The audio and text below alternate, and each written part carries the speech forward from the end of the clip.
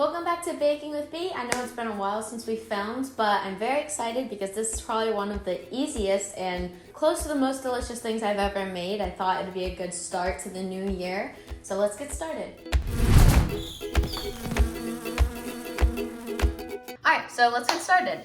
All we're gonna need for this recipe is for a normal big size crock pot. If you have a small crock pot, just half the recipe. So you need two 16-ounce containers of lightly salted dry roasted peanuts. Any brand is fine. You need 12 ounces of semi-sweet chocolate chips, 12 ounces of milk chocolate chips, 11 ounces of white chocolate chips, and 10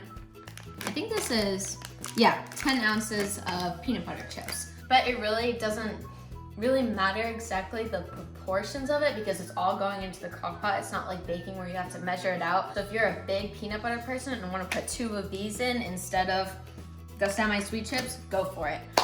It's kind of whatever you want to make it. So you put all, scissors. Oh yeah, my little sous chef over there. She's the favorite. Don't tell anyone else.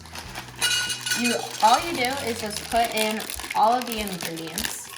Now, it's important to make sure though that the white chocolate stays on top, so it's the last one to go in because it's the quickest to melt, so you don't want to burn it.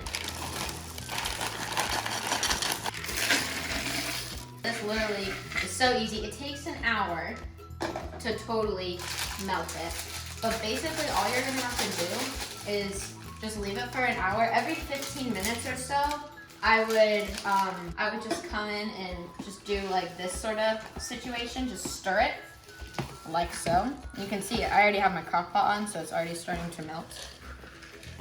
But we have to put the white chocolate chips in first. Hey, get out of there. So in about 15 minutes, I'm just gonna come back. Oh, make sure you cover it. Make sure it's covered. And in 15 to 20 minutes, I'm gonna come back, stir it up again. And you just do that every 15 minutes for an hour or until the chocolate chips are fully melted. And then we'll move on to the next step. All right, so it's been about an hour and every 15 minutes I came and just stirred it to make sure it didn't burn on the bottom. I have my lined baking pan right here. And really, it kind of just depends how big you want them to be, but you just take a little spoon and just kind of plop it on. You just do that for the whole time. Put them in the refrigerator for about 2 hours and then they're ready to go.